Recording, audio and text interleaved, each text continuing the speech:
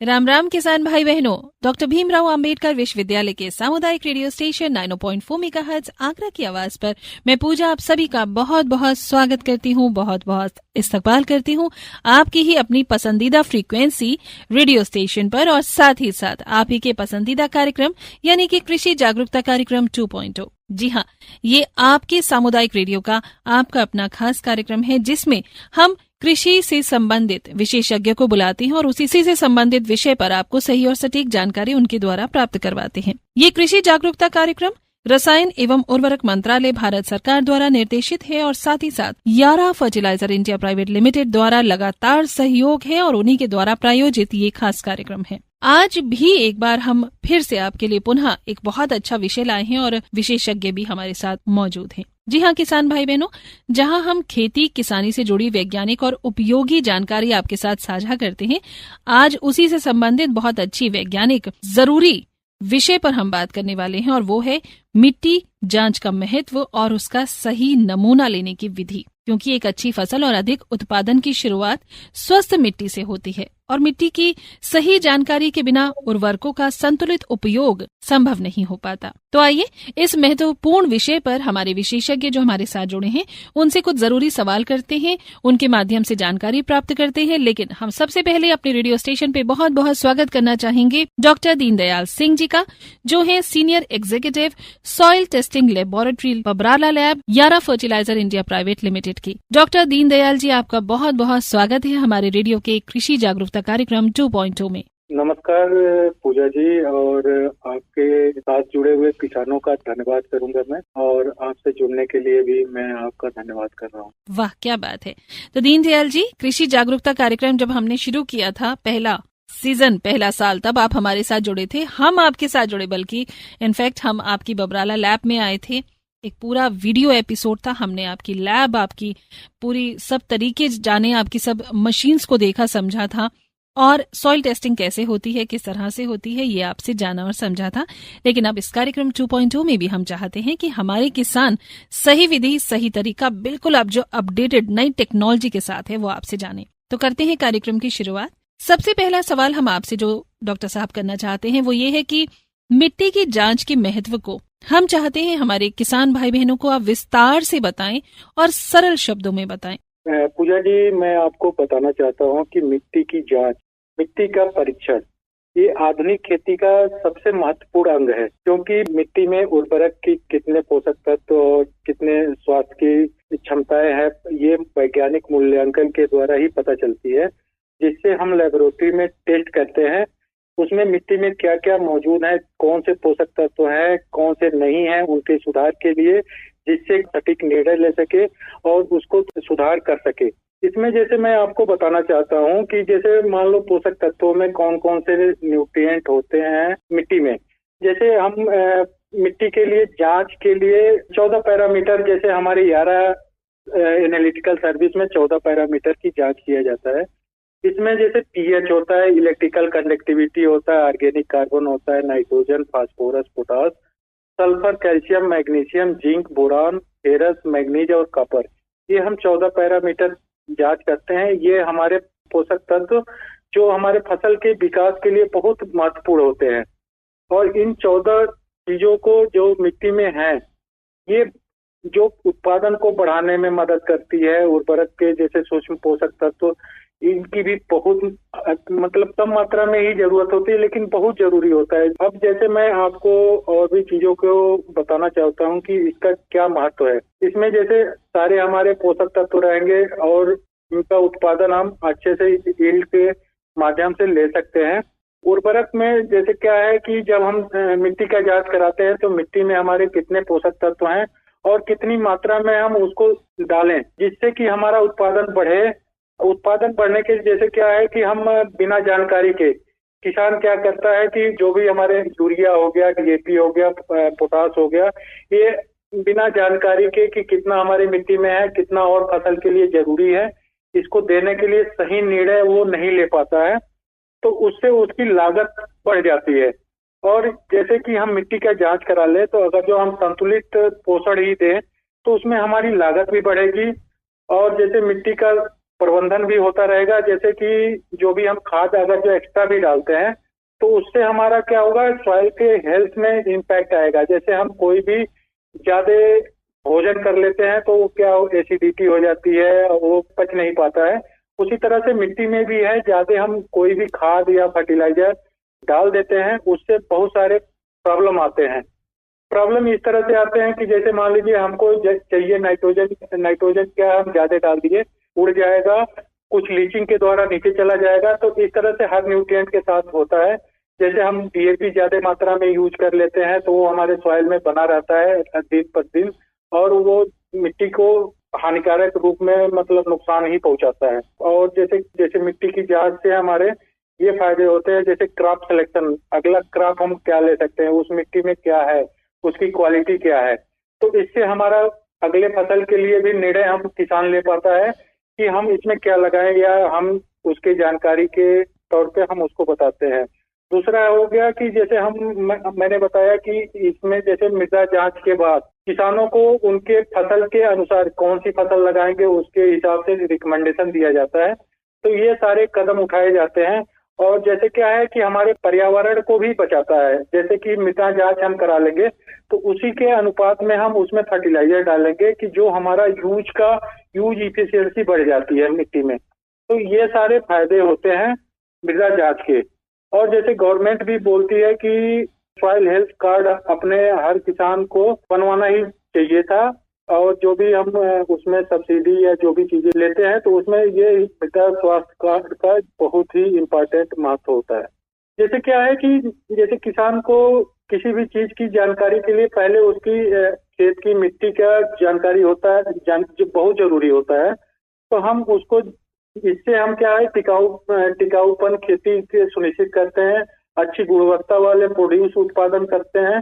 तो ये सारे बहुत सारे फायदे होते हैं कि हम मृदा जांच क्यों कराएं और इसके इम्पोर्टेंस क्या है, महत्व क्या है। बिल्कुल बिल्कुल। तो किसान भाई बहनों को किस अंतराल में अपनी मिट्टी की जांच करानी चाहिए, आप विशेषज्ञ के रूप में क्या सलाह देंगे?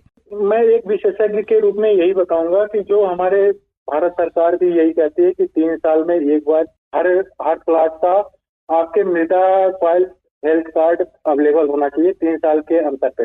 लेकिन क्या होता है, कभी कभी किसानों को जैसे क्या है वहाँ के सॉइल हेल्थ में बहुत गड़बड़ी होती है, जैसे पीएच, इलेक्ट्रिकल कंडक्टिविटी और जो भी हमारे न्यूट्रिएंट है उसका लो लेवल हाई लेवल बहुत ज्यादा इधर उधर मतलब मैच नहीं करता है। तो उस हिसाब से हम उसको 1 साल में भी करा सकते हैं।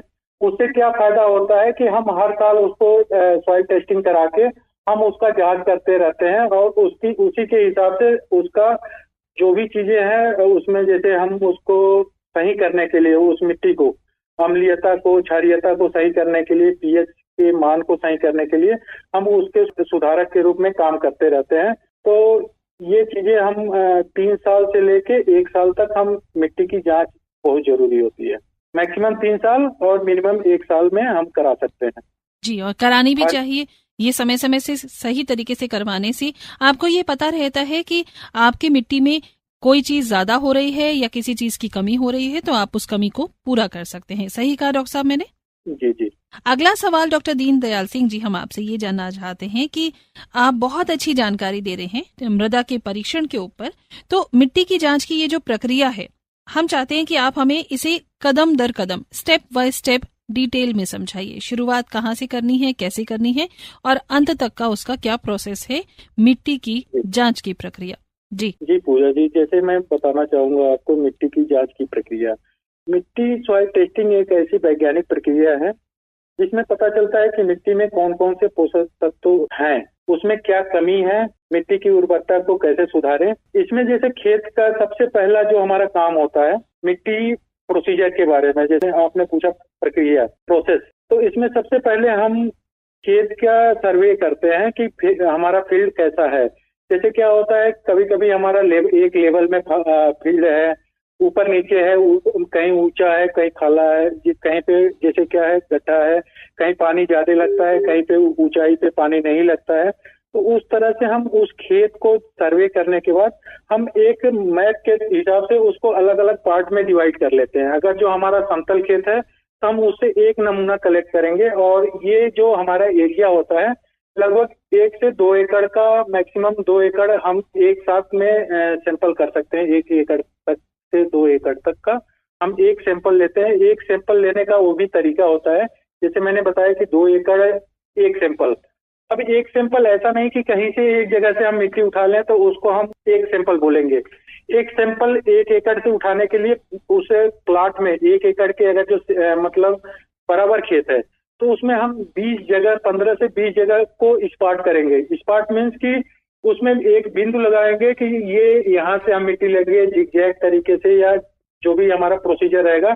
और ये चीजें हम पूरे प्लॉट में 20 जगह सेलेक्ट करने के बाद हर जगह से हम आधा केजी के आसपास मिट्टी उठाएंगे और वो लगभग हमारा 10 केजी मिट्टी हो जाएगा। तो ये हमारा पहला सर्वे करेंगे उस चीज के लिए कि हम उस खेत का पूरा एक चीजें देख सकें कि कहाँ कहाँ से हम मिट्टी ले सकते हैं। इसमें जैसे बहुत सारे जगहों पे ऊपर नीचे समतल असमतल होता है और उसके बाद ही हम मिट्टी का सैंपल कलेक्ट करने का प्रक्रिया शुरू करते हैं। और जब क्या होता है मिट्टी एकत्र करना, मतलब जैसे समय क्या होना चाहिए, फसल कटाई के और बुआई के 1 महीने के अंदर, कटाई के बाद और नया फसल लगाने से 1 महीने के बीच में जो 15 दिन के आसपास का समय आता है बीज का, उसी के समय हम नमूना लें। अब गहराई की बात करते हैं। 15 से 20 सेंटीमीटर जैसे हमारे जो ऊपरी वाले फसल हैं, जैसे ग्रेन्स हो गए और पल्सेज हो गए, इनके लिए हम 15 से 20 सेंटीमीटर की गहराई तक का मिट्टी लेते हैं। और क्या होता है, कुछ हमारे प्लांटेशन क्रॉप होते हैं, उनके लिए हम 1 मीटर गहराई तक 60 सेंटीमीटर 30 सेंटीमीटर उनकी जड़ें जितनी नीचे तक जाती है उस हिसाब से हम उन फसल के लिए सॉइल सैंपलिंग की गहराई तक का। दूसरा जो तरीका होता है कि जो हम अपने खेत में, मैंने अभी कुछ देर पहले भी बताया था कि एक जगह से मिट्टी नहीं उठानी है, तो उसका जो तरीका होता है कि वो जिगजैग, जैसे हम क्या होता है जो हमारा बेड़ी होता है उसके अगल बगल ना लेके सैंपल उससे 4-5 मीटर अंदर से ही हम लेते हैं। और जिगजैग के जैसे एक जिगजैग का मतलब होता है एक हम कदम से चलते हैं तो टेढ़े मेढ़े तरह से हम उसमें से 1 एकड़ में से 15 से 20 जगह से हम सॉइल सैंपल कलेक्ट करते हैं। ये चीजें मैंने पहले भी बताई थी और ये फिर से मैं बता रहा हूँ।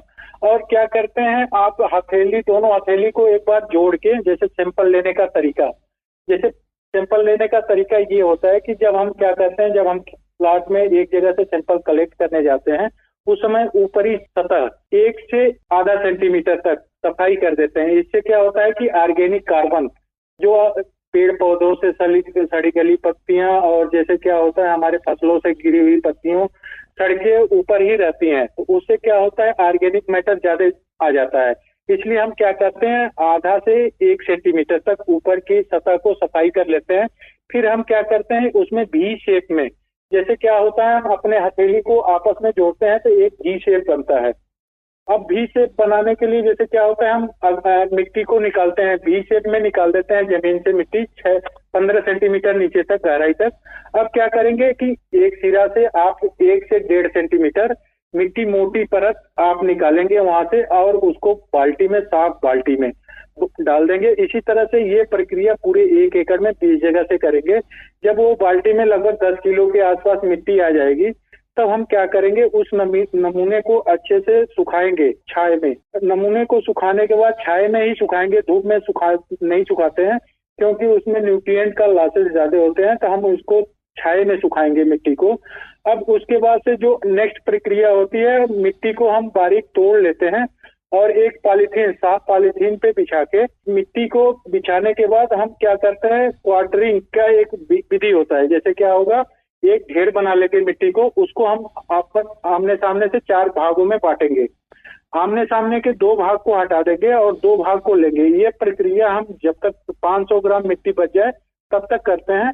और प्रक्रिया करने के बाद जब 500 मिट्टी बच जाती है तो उस 500 ग्राम मिट्टी को एक पॉलीथीन के बैग में, साफ पॉलीथीन के बैग में भर देते हैं और उस थैली के ऊपर एक पर्ची चिपका के उसमें किसान का नाम, खेत का पता, खेत का नाम, नंबर, ये चीजें, गहराई कितने गहराई से लिया है, आने वाली फसल का नाम, पिछली फसल का नाम और नमूना लेने के तारीख, ये 4-5 चीजें और उस पे मोबाइल नंबर, जिससे कि कोई भी कमी है तो उससे हम फोन करके पूछ सकें। तो ये सारी चीजें, या जो भी लैब में जाता है तो उसमें फोन नंबर इस समय जरूरी इसलिए होता है कि कोई भी कमी है तो उसमें तुरंत आप किसान से वो संपर्क करके उनसे बात कर सकें। इसके बाद से जब ये सारी चीजें लेबलिंग हो जाती है तो हम तुरंत का तुरंत उसको सॉइल टेस्टिंग लेबोरेटरी जहां भी है हम वहां पे भेजने के व्यवस्था करेंगे। तो ये तो हमारे, आपको मिट्टी जांच के आपने पूछा था कि कैसे करें प्रक्रिया, तो ये प्रक्रिया मैंने आपको बताया मिट्टी के कि क्या क्या फायदे प्रक्रिया हैं इससे। जी, बहुत सही और बहुत ही डिटेल में आपने जानकारी दी है और बहुत सरल शब्दों में भी दी है। मैं आपको बताऊं डॉक्टर साहब, क्योंकि जिस तरह से आपने बताया है बहुत आसानी से सब हमारे किसान भाई बहन और हम भी समझ चुके हैं कि क्या क्या स्टेप लेने हैं, कैसे कैसी प्रक्रिया है, क्या क्या तरीका रहता है। पहले तो किस तरह से हमें मिट्टी लेनी है, किस तरह से तैयार करके आप तक भिजवानी है और आप हम तक कैसे पहुंचाएंगे। बहुत अच्छी जानकारी। तो अगला सवाल भी मेरा तैयार है आपके लिए कि मिट्टी की जांच में किसानों को किन किन मुख्य पैरामीटर्स की जानकारी दी जाती है। ये बताया जाता है कि ये कम है, ये ज्यादा है, ऐसे एक पैरामीटर्स रहते हैं। तो हमारे किसान भाई बहन को आप किन किन पैरामीटर्स की मुख्य रूप से जानकारी देते हैं, कृपया ये बताएं। जी, जैसे मैं आपको बताना चाहूंगी कि मिट्टी की जांच के लिए मुख्य रूप से 14 पैरामीटर जो हमारे लैब में भी जांच होती है और कुछ लैबों में भी जांच होती होंगी, और सरकार के द्वारा लगभग 12 पैरामीटर की जांच की जाती है। तो ये हमारे 14 पैरामीटर की जांच में जैसे क्या होता है, फिजिकल पीएच होता है, इलेक्ट्रिकल कंडक्टिविटी होता है, ऑर्गेनिक कार्बन होता है, nitrogen, phosphorus, potash, sulphur, calcium, magnesium, zinc, boron, iron और मैग्नीज और कॉपर। तो ये हमारे 14 पैरामीटर होते हैं। इसमें जैसे मैं आपको कुछ डिटेल में आपको बताना चाहता हूँ कि जैसे भौतिक और रासायनिक, फिजिकल एंड केमिकल प्रॉपर्टीज होते हैं मिट्टी के। तो फिजिकल में जैसे हमारे जैसे उसके सॉइल पार्टिकल और ये सारी चीजें भौतिक में आती हैं। केमिकल में जैसे हमारे पीएच, इलेक्ट्रिकल कंडक्टिविटी और ऑर्गेनिक कार्बन। इसमें से जैसे क्या होता है कि मैं आपको बताना चाहता हूँ कि जैसे इसमें प्राइमरी न्यूट्रिएंट होते हैं, जैसे NPK, नाइट्रोजन, फास्फोरस, पोटास। इन प्राथमिक न्यूट्रिएंट की सबसे ज्यादा फसल को जरूरत होती है। उसके बाद से होता है हमारा द्वितीयक न्यूट्रिएंट। द्वितीयक मतलब सेकेंडरी न्यूट्रिएंट होता है। इसमें सल्फर, कैल्शियम, मैग्नीशियम, ये कैल्शियम, मैग्नीशियम, सल्फर, ये 3 चीजें होती है जो हमारे जो प्राइमरी न्यूट्रिएंट होते हैं उससे थोड़ा सा कम मात्रा में जरूरत होती है। तीसरा जो होता है हमारे माइक्रो न्यूट्रिएंट की बहुत सूक्ष्म मात्रा में जरूरत होती है, लेकिन इसका इम्पोर्टेंस बहुत ज्यादा है फसल में। जैसे क्या है कि थोड़ी मात्रा में अगर जो प्रोडक्ट की कमी हो गई या जरूरत भी है और वो चीजें मिल नहीं पा रही हैं, तो वो हमारा प्रोडक्शन को बहुत हद तक कम कर देती है और क्वालिटी को भी गिरा देती है। तो ये हमारे सूक्ष्म पोषक तत्वों में zinc, iron, manganese, copper, boron, ये सारी चीजें की जरूरत होती है। और इसके बाद से जैसे मैं आपको बताना चाहता हूँ कि जैसे क्या है कि पीएच जो होता है, क्षारीयता और लवणीयता, 2 चीजें होती हैं, सैलिनिटी और एल्कलिनिटी। क्या होता है, सैलिनिटी होता है, लवणीयता मतलब जिसमें सोडियम की मात्रा, नमक की मात्रा ज्यादा हो। अल्कलिनिटी, ये इसमें भी क्षारीयता ज्यादा होती है। और जैसे क्या है कि ये सारी चीजों को कंट्रोल करने के लिए, जैसे पीएच, इलेक्ट्रिकल अम्लीयता, क्षारीयता को कंट्रोल करने के लिए हम इसमें जैसे चूना, जैसे क्या होता है जब हमारा पीएच 6 से 6.5 से 7.5 के आसपास जो अच्छे फसल उत्पादन के लिए जरूरी होता है। अगर जो हमारा 6 से नीचे है तो हमारा अम्लीय होता है, जिसमें एसिडिटी ज्यादा होती है सॉइल में, और उसमें जैसे क्या होता है पत्तियां पीली पड़ने लगती है, वृद्धि रुक जाता है।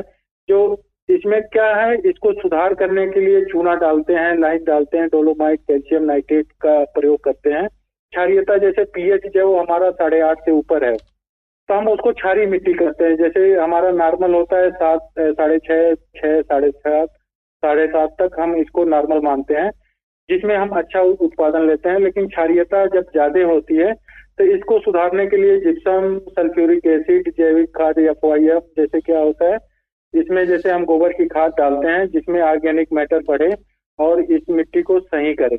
मिट्टी को सुधार करने के लिए ये सारी चीजों को हम करते हैं। अब इसमें क्या होता है, ये सारी चीजें जैसे उदासीनता और ये सारी चीजों को सही करने के लिए तो पीएच, इलेक्ट्रिकल कंडक्टिविटी, ये सारी चीजें हमारी जरूरी होती है कि सही रहे। जी, बहुत अच्छी जानकारी आप दे रहे हैं। लेकिन मैं दोहरा कर आप सभी श्रोताओं को ये बताना चाहूंगी कि आप सुन रहे हैं डॉक्टर भीमराव आंबेडकर विश्वविद्यालय का सामुदायिक रेडियो स्टेशन 90.4 आगरा की आवाज, और ये विशेष कार्यक्रम कृषि जागरूकता कार्यक्रम 2.0 ये Yara fertiliser India private limited द्वारा स्पॉन्सर्ड प्रोग्राम है और ministry of chemical and fertilisers government of India द्वारा निर्देशित प्रोग्राम है।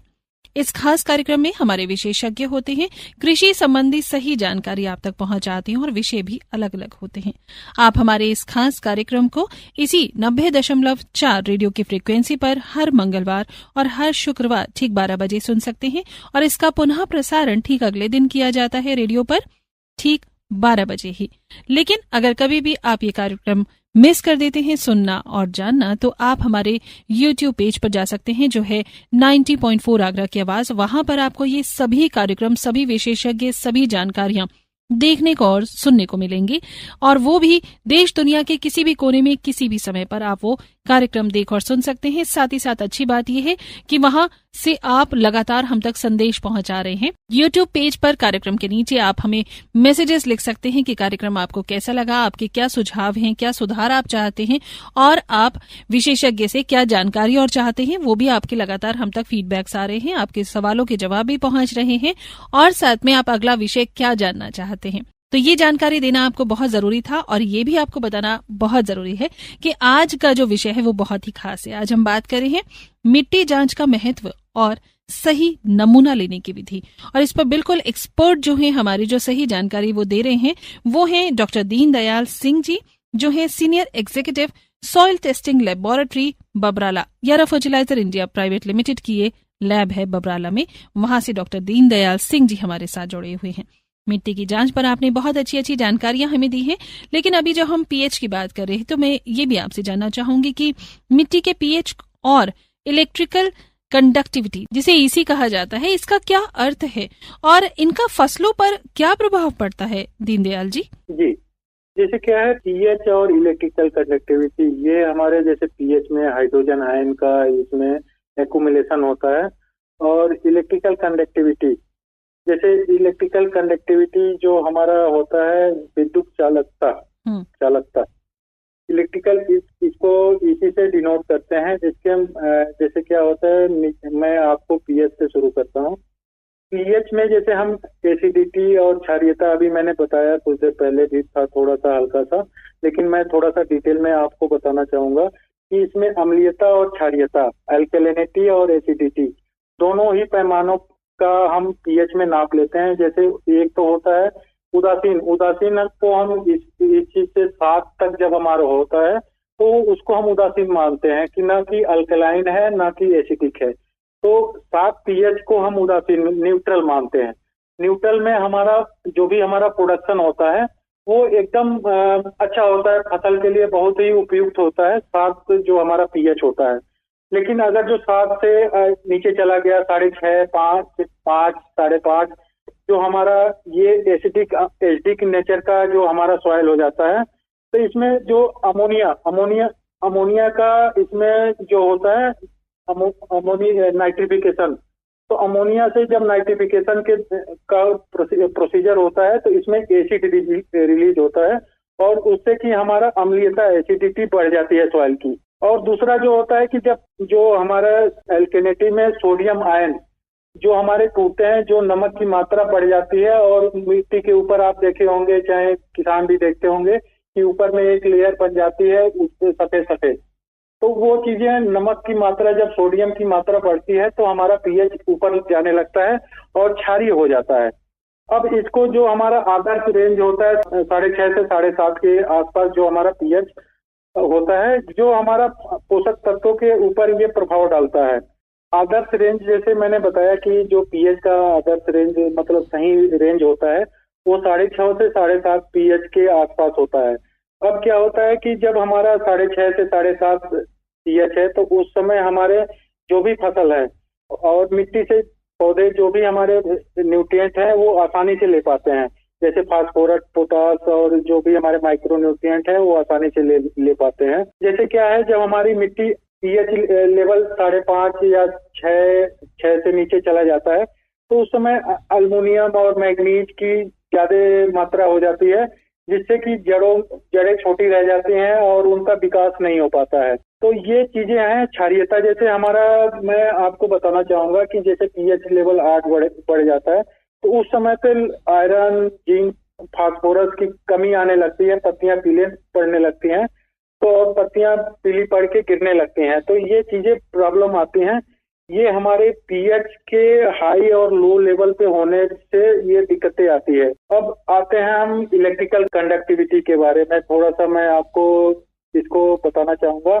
इसका जो हमारा मात्रक होता है डेसीसाइमल पर मीटर के हिसाब से इसको हम मेजर करते हैं। इसका जो सही मान होता है वो 1 से कम होना चाहिए। अगर 1 से ज्यादा होता है तो क्या होता है, इसमें साल्ट की मात्रा ज्यादा होती है। साल्ट में जैसे क्या है, जो भी हमारे न्यूट्रिएंट होते हैं उनको लेने के लिए पॉजिटिव और निगेटिव चार्जेज होते हैं। और जैसे क्या होता है, जब साल्ट ज्यादा होता है तो पानी जो रूट से, कैपिलरी वाटर जो होता है, पानी रूट से पौधे लेते हैं। तो जब पानी ही नहीं ले पाएगा तो उसी के साथ जब पानी के साथ ही बहुत सारे न्यूट्रिएंट घुल के और प्लांट के ऊपरी हिस्सों में जाते हैं। तो जब हमारा नमक की मात्रा ज्यादा रहेगा, पानी में घुल जाएगा और उसको पौधे नहीं ले पाएंगे तो न्यूट्रिएंट की कमी आने लगती है पौधों में और पानी भी सही से नहीं ले पाता है, जिससे कि उसकी ग्रोथ और ये ग्रोथ, पत्तियां पीली पड़ने लगेंगी और ग्रोथ रुक जाएगा। तो ये सारी प्रॉब्लम आती है इलेक्ट्रिकल कंडक्टिविटी और पीएच के ऊपर नीचे जाने से। अब इसको सुधार करने के लिए कुछ हमारे, जैसे मैंने बताया कि चूना, डोलोमाइट, जैसे क्या है पीएच अगर जो अम्लीय है, जैसे एसिडिक सॉइल है जिसका पीएच 6 से नीचे है तो चूना, डोलोमाइट, कैल्शियम नाइट्रेट या डाल के इसको हम सुधार कर सकते हैं। क्षारीय है, अगर जो पीएच लेवल 8, 8.5 के ऊपर है तो जिप्सम, सल्फ्यूरिक एसिड और जैविक खाद इसमें डालते हैं। अगर जो इलेक्ट्रिकल कंडक्टिविटी अगर जो हमारा 1 से 1.5 से ऊपर है तो हम उसके लिए सुधार के लिए क्या करेंगे कि पानी भर के और अच्छे से निकासी का, ड्रेनेज की व्यवस्था करेंगे और लीचिंग के द्वारा उसको धुलेंगे। जो मिट्टी होती है ऊपर पानी भर के उसको बाहर निकाल देते हैं, जिसको हम ड्रेनेज की व्यवस्था करते हैं। और लीचिंग जैसे पानी भर देंगे तो धीरे धीरे कुछ जो भी हमारे साल्ट की मात्रा होती है वो नीचे चले जाती है। तो ये हम इसको सही करने के लिए कुछ प्रक्रियाएं कर सकते हैं जिससे कि हमारी सॉइल की हेल्थ सही हो सके। जी जी, बहुत अच्छी जानकारी आपने हमें दी है। आपने नमूना लेने का यानी सैंपल लेने का तरीका बताया, आपने सावधानियां क्या क्या बरतनी है ये बताया, आपने पीएच लेवल के बारे में बताया। लेकिन मिट्टी की जांच के लिए किसान भाइयों को सरकारी और निजी क्षेत्र द्वारा दी जाने वाली सुविधाओं के बारे में हम चाहेंगे कृपया जल्द से जल्द आप बताएं। समय तो नहीं है कार्यक्रम में, लेकिन ये बहुत इम्पोर्टेंट है कि हमारे किसान भाई सरकारी और निजी क्षेत्र द्वारा दी जाने वाली सुविधाओं के बारे में जाने। जैसे कि यारा फर्टिलाइजर भी बबराला लैब द्वारा बहुत अच्छी सुविधाएं प्रदान कर रहा है, तो ऐसे में सरकारी सुविधाएं भी बताइएगा। जी, जैसे मैं आपको बताना चाहता हूँ कि मिट्टी की जांच के लिए किसान भाइयों के लिए सरकार द्वारा और निजी क्षेत्रों द्वारा, दोनों तरफ से मतलब सरकार के द्वारा और प्राइवेट सेक्टर के द्वारा भी सुविधाएं प्रदान की जाती हैं कुछ। जैसे क्या होता है कि मृदा हेल्थ कार्ड जो गवर्नमेंट की तरफ से ये 3 साल में निःशुल्क और सशुल्क के साथ वहाँ के डिस्ट्रिक्ट के लेवल पे बनवाई जाती हैं। सॉइल हेल्थ कार्ड, अपना सॉइल सैंपल वहाँ पे दे दें और कुछ पैसा भी लेते हैं, कुछ ले दें और कुछ फ्री में भी करती हैं गवर्नमेंट की तरफ से। तो ये अभियान चलाया जाता है मृदा सॉइल टेस्टिंग के लिए। गवर्नमेंट के द्वारा मोबाइल लैब जैसे यूनिवर्सिटियां चलाती हैं तो वो गवर्नमेंट की तरफ से फ्री सॉइल टेस्टिंग करती हैं। मोबाइल लैब होता है मोबाइल वैन की तरह से, तो उसमें वो सॉइल टेस्टिंग करने के लिए सैंपल देते हैं, उनका रिपोर्ट तुरंत के तुरंत वो लोग दे भी देते हैं। दूसरा हो गया कि जैसे एक अनुदान सब्सिडी 100% सब्सिडी भी देती है गवर्नमेंट। अगर जो गांव के किसान वहाँ के डिस्ट्रिक्ट लैब जो हर जिले में एक लैब होती है गवर्नमेंट की तरफ से, तो उनको भी वो मिट्टी जांच करा सकते हैं वहाँ पे। थोड़ा सा टाइमिंग का वहाँ पे दिक्कत होता है, क्योंकि वहाँ पे बहुत सारे सैंपल आते हैं, तो टाइमिंग की दिक्कत होती है, और तो सारी चीजें ठीक होती हैं। तो हम वहाँ भी करा सकते हैं। तो ये गवर्नमेंट से फैसिलिटियां हैं। जैसे प्राइवेट कंपनी भी बहुत सारी फैसिलिटी जैसे मैंने बताया कि मोबाइल वैन के हिसाब से, और उनका जैसे अच्छे लैब भी हर कंपनियों के पास होती हैं, और हमारी भी कंपनी यारा फर्टिलाइजर भी यहाँ पे लैब अच्छी सुविधाओं के साथ उनके फसल के हिसाब से उनको क्या फर्टिलाइजर यूज करना चाहिए उस हिसाब से रिकमेंडेशन की सुझाव भी देती है, जिससे कि वो फसल में आगे क्या क्या फर्टिलाइजर यूज करें और उनके खेत में कौन कौन से न्यूट्रिएंट है, इस तरह से किसानों को जागरूक भी किया जाता है। जी, बहुत अच्छी जानकारी आपने हमारे साथ साझा की है। तो श्रोताओं, मिट्टी की जांच से जुड़ी एक महत्वपूर्ण जानकारी आपके खेत की उर्वरता को समझने और साथ ही साथ सही पोषण प्रबंधन करने में बेहद सहायक साबित होगी। आज आप डॉक्टर दीनदयाल सिंह जी के इस इंटरव्यू के माध्यम से आप समझ ही चुके होंगे, जान ही चुके होंगे। हमें उम्मीद है कि आप इस जानकारी का लाभ जरूर उठाएंगे और अपनी फसल की गुणवत्ता और उत्पादन दोनों में वृद्धि करेंगे। इसी तरह की उपयोगी और ज्ञानवर्धक जानकारियों के लिए आप लगातार हमारे रेडियो के साथ जुड़े रहिए। लेकिन आज के कार्यक्रम में विशेष रूप से डॉक्टर दीनदयाल सिंह जी आप आए, आपने अपना कीमती समय निकाला, इतनी अच्छी इन्फॉर्मेशन हमारे साथ शेयर की। Thank you so much for being with us. बहुत बहुत धन्यवाद आपका। धन्यवाद आपका पूजा जी, और हमारे किसान भाई जो भी हमारा इसका प्रयोग करेंगे उनके लिए भी मैं धन्यवाद करता हूँ। तो किसान भाई बहनों, फिलहाल इस कार्यक्रम के साथ मुझे जाने की इजाजत दीजिए, लेकिन वो भी इस वादे के साथ कि जल्द होगी आपसे मुलाकात एक और नए विषय और एक और नए विशेषज्ञ के साथ। तब तक के लिए पूजा को दीजिए इजाजत। नमस्कार।